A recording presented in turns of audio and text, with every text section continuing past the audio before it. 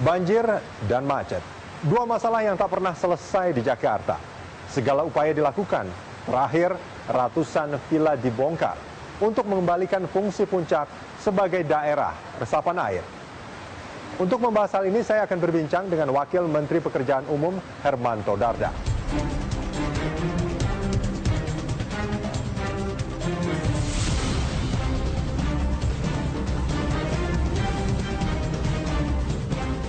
Tumbuhnya bangunan liar di kawasan Puncak jadi salah satu pemicu banjir di Bogor dan Jakarta.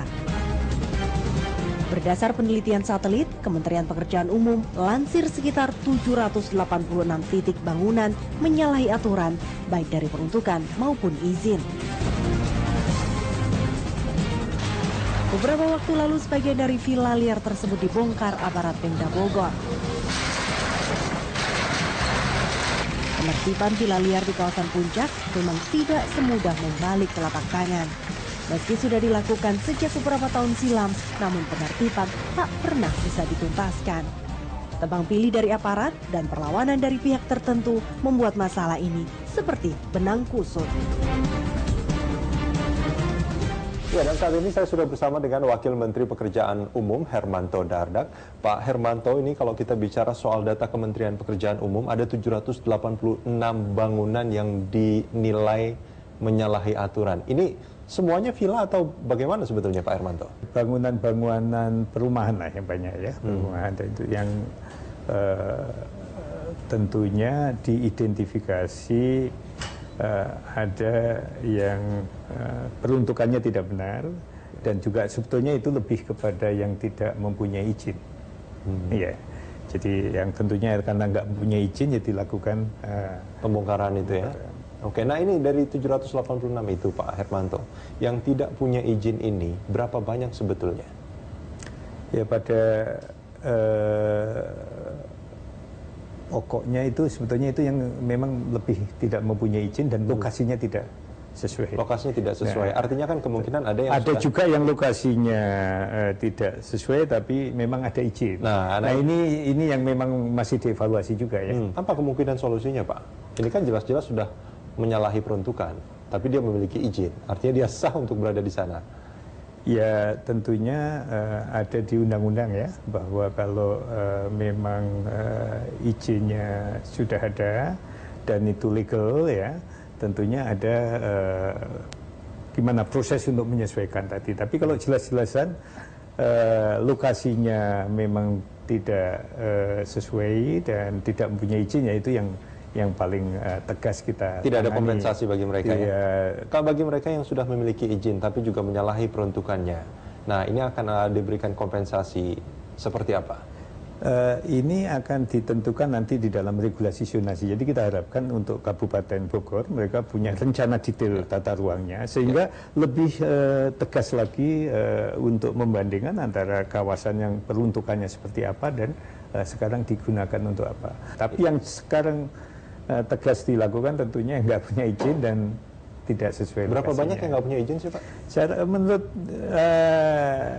informasi dari saya yang tadi yang disampaikan. Oke. Nah, prioritasnya begitulah ya. Yang pertama pokoknya yang tidak punya izin, yang lokasinya saat ini diidentifikasi tidak sesuai. Banyak pihak yang mengatakan bahwa dalam proses pembongkaran ini ada tebang pilih seperti itu. Saya rasa kalau yaitu pelaksanaan ya, kita bukan kami yang melaksanakan tentunya ya. Sampai kapan sebetulnya proses pembongkaran ini akan selesai? Saya rasa kalau memang sudah tegas seperti tadi ya, memang tidak punya izin dan lokasinya juga tidak sesuai ya, itu target 2014 bisa diselesaikan. Soal villa-villa yang liar ini, boleh dikatakan liar seperti itu, ini memang menjadi salah satu penyebab banjir di Jakarta. Karena air waktu di hilir itu relatif dia curam, agak datar di Bogornya ya. Kemudian di hilirnya relatif datar ya. Nah, di situ apalagi dengan DKI Jakarta ini 40% di bawah muka air ya sebetulnya ya untuk itu. Muka air laut ya. Jadi tentunya perlu dilakukan satu manajemen sedemikian rupa sehingga kalau hulunya tadi dikonservasi baik, tentunya upaya meningkatkan kapasitas struktur maupun non struktur di hilir tadi bisa Banjir yang sudah mengurangi terjadi ya, sangat di Jakarta. signifikan banjir yang setiap tahun masih. Banjir sudah menjadi masalah klasik Jakarta pada musim penghujan. Bekerja sama dengan Pemprov DKI Jakarta, Kementerian Pekerjaan Umum menggarap normalisasi Kali Ciliwung. Meski masih dibayangi kendala pembebasan lahan, proyek ini ditargetkan rampung Desember 2016. Kalau kami kan desain sudah ada, anggaran sudah ada. Kami hanya menunggu di mana harus kita bangun. Yaitu kami sudah kerjasama dengan Pak Gubernur DKI, Pak Gubernur DKI yang akan menetapkan, bangunlah di sini, kita akan bangun. Proyek sepanjang 19 km ini meliputi pelebaran sungai, pembuatan jalan inspeksi di sisi sungai, serta penancapan tiang panjang. Pemerintah menyiapkan dana 1,18 triliun rupiah untuk proyek normalisasi Kali Ciliwung. Sementara dana untuk sodetan Kali Ciliwung ke Kanal Banjir Timur sekitar 500 miliar rupiah. Pak Hermanto, kalau kita bicara soal banjir, ini banyak hal sebetulnya yang menjadi pertanyaan. Salah satunya adalah masalah normalisasi Kali Ciliwung terutama nih. Pak Hermanto, apa saja yang sudah dilakukan Pak untuk Ciliwung? Ya, Ciliwung itu salah satu dari 13 sungai ya yang masuk ke Jakarta. Tapi intinya menangani di Jakarta, kita tangani 13 sungai. Ciliwung yang menuju ke barat sudah ada kanal banjir barat. Tapi tentunya sekarang ini kita tingkatkan kapasitas kanal banjir baratnya ya. Seperti pintu Manggarai, pintu Karet kita tambah gitu ya. Tapi di buntutnya tadi, hilirnya dari kanal banjir barat itu masih ada Sungai Ciliwung ya, yang kapasitasnya pada saat ini tidak sesuai kalau dibandingkan dengan debit yang masuk terutama pada musim hujan. Apa yang akan dilakukan? Nah, yang akan dilakukan saat ini menormalisasi Kali Ciliwung tadi, mulai dari Simatupang itu sampai ke pintu air Manggarai. Tadi kan pintu airnya Manggarai sudah. Dan kita sudah membangun kanal banjir timur ya. Jadi barat dibuang mulai Ciliwung, mulai Cipinang dibuang di bypass ya, seperti jalan tol bypass gitu, langsung ke laut ke Marunda gitu. Kan banyak sekali penduduk yang awalnya tinggal di bantaran kali itu Pak Hermanto. Panjang totalnya kurang lebih 19 km ya itu ya, dan tentunya perlu dilakukan juga untuk memindahkan masyarakat tadi. Dan di samping itu tentunya sekarang ini ya untuk mencoba menanggulangi kelebihan dari debit banjir di situ dilakukan sudetannya, sudetan di titik Otista 3. Itu kurang lebih 1,2 kilo, dibuang kalau dia banjir, misalnya di atas banjir 10 tahun, dibuang ke Kali Cipinang. Cipinang langsung ke Kanal Banjir Timur. Ya, dan itu akan melewati bawah jalan nanti akan lewat bawah jalan. Jadi kita buat satu sudetan di bawah dengan diameter kurang lebih ya sekitar 3,5 meter, dua tunnel gitu ya. Dan itu berapa dana yang disiapkan untuk itu Pak? Kalau untuk Ciliwung tadi lebih dari 1 triliun, untuk ini kira-kira 400, mendekati 500 miliar. Kapan akan selesai itu? Ya, kontrak sudah tanda tangani ya. Dan tahun ini mulai konstruksi tentunya. Nah, kita juga ada mencoba menyimpan air tadi dengan aquifer ya, masuk disimpan di air tanah dalam itu, misalnya di tadi Situ Babakan maupun yang di DKI lah kita mencoba itu. Baik, Pak Hermanto. Nah, dengan itu ditangani. Dan tetapnya tanggap darurat kita juga tetap menyediakan ya untuk alat berat, untuk bronjong. Alokasi anggaran Kementerian Pekerjaan Umum untuk tahun 2014 mencapai 84 triliun rupiah, di mana sekitar 50%-nya atau sekitar 42 triliun rupiah akan digunakan untuk pembangunan jalan dan juga jembatan.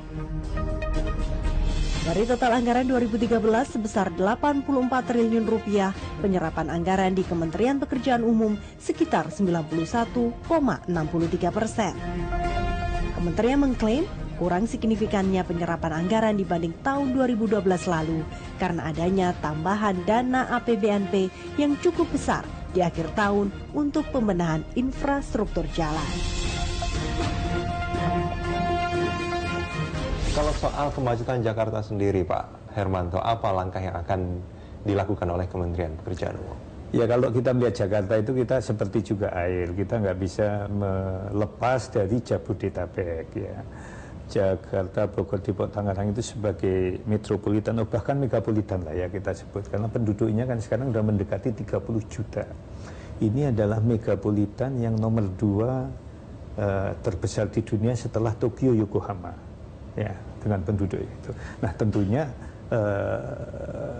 interaksi antara land use dengan transportasi sangat-sangat vital. Sehingga dalam konteks ini Jakarta harus melihat juga Bogor, Depok, Tangerang, Bekasi. Tidak bisa sendirian ya? Tidak bisa sendirian karena memang sebetulnya yang bekerja di Jakarta dan sebaliknya itu sebetulnya dari urbanize tadi. Jadi perkotaannya sudah bukan Jakarta lagi. Perkotaannya kan kita nggak kerasa kadang-kadang tinggal di Bekasi seperti di Jakarta. Dengan kondisi seperti ini tentunya kita harus yang pertama memilah antara lalu lintas yang sifatnya regional maupun yang lokal. Jangan bercampur karena lokal kan kecepatan rendah. Kita membangun pertama kali jalan lingkar dalam Cawang, Pluit, Priok ya. Itu nggak cukup lagi kan sekarang yang kita lewati itu seperti jalan Gatot Subroto dan lain-lain. Kita bangun lingkar yang kedua, Kebun Jeruk ya, bisa ke utara, bisa ke muter menuju ke Pasar Rebo, Cikunir dan menuju ke Priok lagi. Ini belum tuntas, ada di Rorotan, di Cilincing sedang kita selesaikan akses Tanjung Priok, kita harapkan akhir 2014. Yang missing link juga adalah dari Kebun Jeruk ke Ulu Jami ya. Kalau itu nyambung penuh sudah tersambung, tapi kita sudah bisa menyelesaikan sampai Ciledug dan sudah kita buka. Jadi Kebun Jeruk sekarang bisa masuk ke Joglo, masuk ke Ciledug gitu ya. Tinggal sepenggal kecil dari Ciledug sampai ke Ulu Jami. Utama kalau untuk kemacetan adalah angkutan umum ya. Angkutan umum itu penting tapi bukan di regional begini, tapi di lokalnya. Karena yang regional tadi untuk itu dan untuk yang membawa barang dan jasa menuju ke pelabuhan Tanjung Priok. Nah, yang kedua untuk lokalnya tentunya yang ada di bawah angkutan umum sangat-sangat vital. Saya rasa DKI sudah membangun sekarang ini mass rapid transit ya dari Lebak Bulus menuju ke Dukuh Atas menuju ke arah HI lah gitu ya. Ini paling tidak mengawali untuk bisa mereduksi beban yang dari selatan. Tapi sebetulnya diperlukan juga dari barat ke timur. Tapi paling enggak itu didukung dengan busway ya atau rencana nanti monorail. Ini akan mendukung di yang tingkat lokalnya tadi ya. Dengan semua rencana, dengan semua pembangunan itu, Pak Hermanto, akankah kemacetan di Jakarta menjadi kenangan?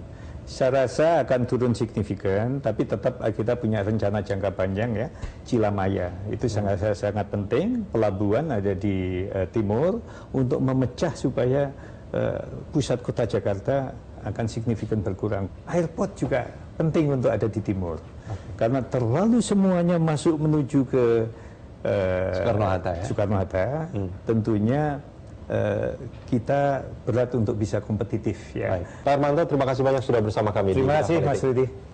Ya, demikianlah perbincangan saya dengan Wakil Menteri Pekerjaan Umum Hermanto Dardak, dan perbincangan ini sekaligus menutup jumpa kita di Bedah Politik kali ini. Saya Rudian Danu.